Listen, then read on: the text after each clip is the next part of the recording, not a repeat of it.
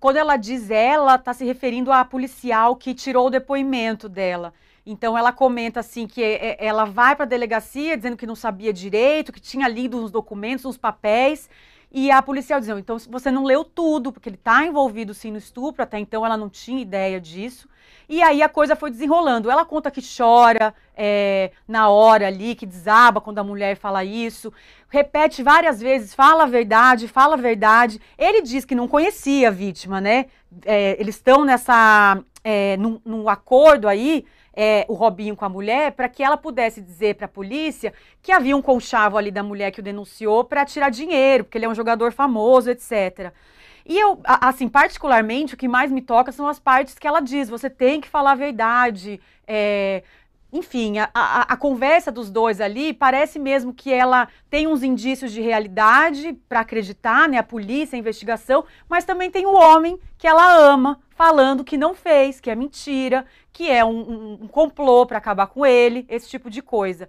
Quando o Robinho se posiciona desse jeito, Cris, você que ouviu também esses áudios todos e conhece esses termos todos em inglês, vou te pedir aqui para dar um nome, né? Como é que se chama isso?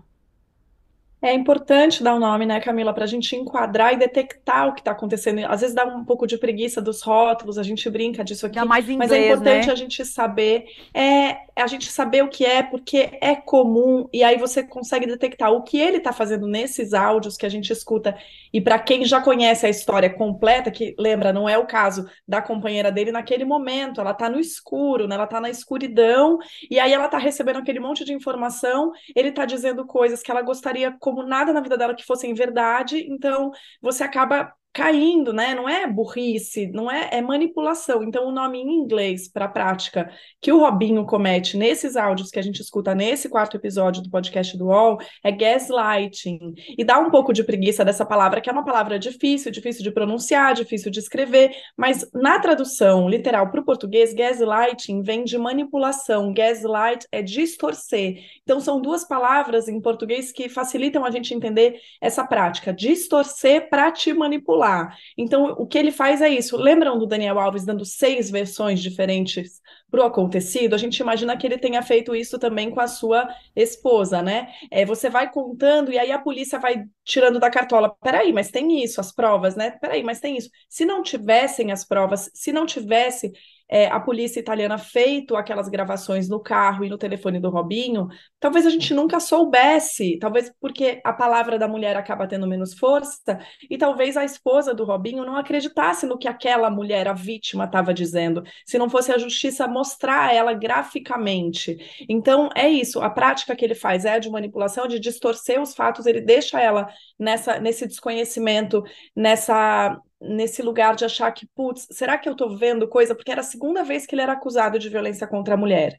Ela, na cabeça dela, tá fazendo sentido aquilo. Putz, eu conheço, já aconteceu isso antes. Será que ele fez isso mesmo? E aí ele vai distorcendo os fatos para dizer para ela, não, não faz o menor sentido. E ela começa a pensar o quê, né, gente? Então eu que tô louca, eu tô exagerando, deve ser comigo, eu tô distorcendo. Então é isso, é aí que a prática do gaslighting, que é uma prática muito comum, é cometida por homens contra as mulheres, em sua maioria, é uma manipulação psicológica mesmo. É aquilo de você de querer colocar que é da sua cabeça, que você que é louca. Então o cara coloca, veste a sua melhor cara de pau e vai te levando a duvidar da sua própria sanidade, ou da sua percepção dos fatos, ou mesmo da sua memória, às vezes de uma coisa que você viu, ou que alguém te falou.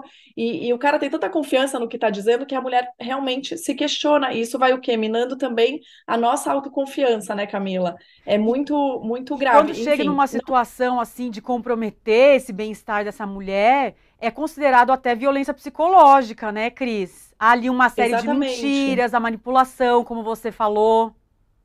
O gaslighting em si não é um crime previsto no Código Penal brasileiro, mas o que o gaslighting causa, que é a violência psicológica, está previsto no Código Penal. Isso sim é crime. Então, o Código Penal diz que causar um dano emocional à mulher, que prejudique o seu pleno desenvolvimento, enfim, não vou ler a lei inteira aqui, mas fala em constrangimento, humilhação, manipulação, isolamento, chantagem, limitação do direito de ir e vir, com prejuízo à saúde psicológica e à autodeterminação. Isso gente, da cadeia e multa. Então, eu acho muito importante a gente começar a enquadrar, porque quando a gente detecta essa violência, a gente consegue se proteger dela melhor e também, né, buscar ajuda, buscar apoio. Muito Exato. importante. E eu queria também chamar a atenção para uma coisa, que tem uns pontos aí que você descreve, Cris, que eu acho que a gente se identifica nas relações do nosso dia a dia ou que a gente tem com companheiros ou até companheiras.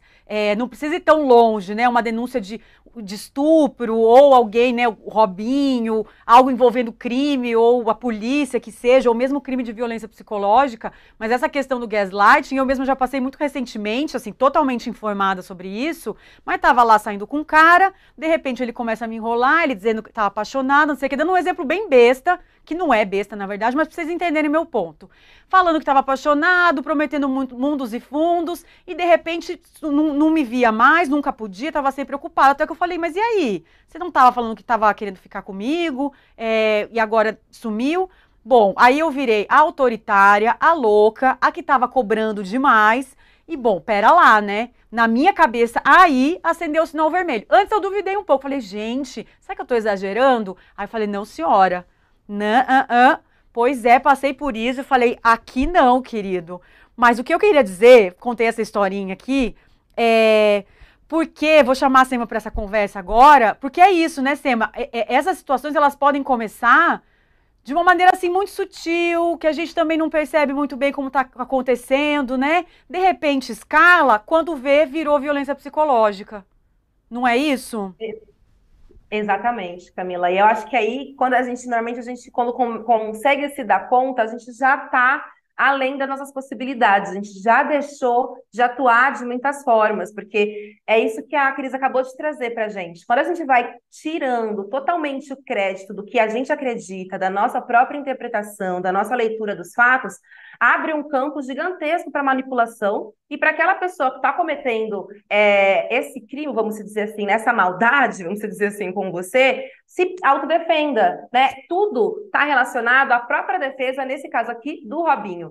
Tudo que ele faz ali é para se autodefender, independente de como ela se sinta, independente de quantos níveis de violência essa mulher, no caso a Vivian, está ali submetida. E aí a gente perde completamente a possibilidade de ir embora, de tomar as nossas próprias decisões. Então, essa nuvem de insegurança, esse medo sem fim, de tirar completamente a nossa própria capacidade de acreditar na nossa interpretação faz com que a gente permaneça numa situação de violência. E eu acho muito simbólico que, nesse caso, Camila, ela estava ali em dois lugares muito específicos. Diante da policial, ela se achava uma pessoa que não sabia de nada, né? Tanto que ela diz isso. Eu tô ali como a corna, como quem não sabe Idiota. nada, parece que eu sou a última a Exatamente. saber.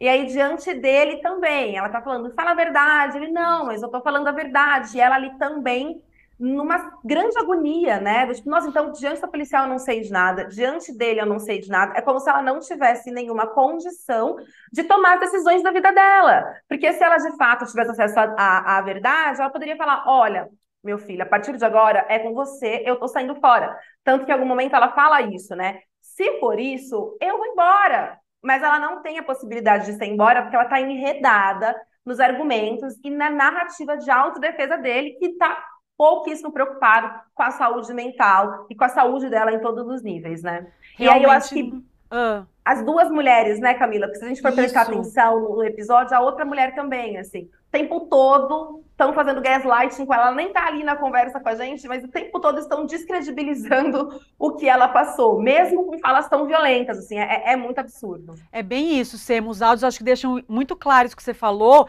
e eu espero realmente que as pessoas que leem nossa matéria ou estejam assistindo o programa não fiquem pensando, meu Deus, como é que fica com um homem desse? É muito mais complexo do que isso, tá, gente? Mas muito mesmo. Eu acho que as duas minhas colegas aqui explicaram perfeitamente pra gente, pelo menos, não julgar tanto, né, o lugar dessa pessoa aí do lado dele.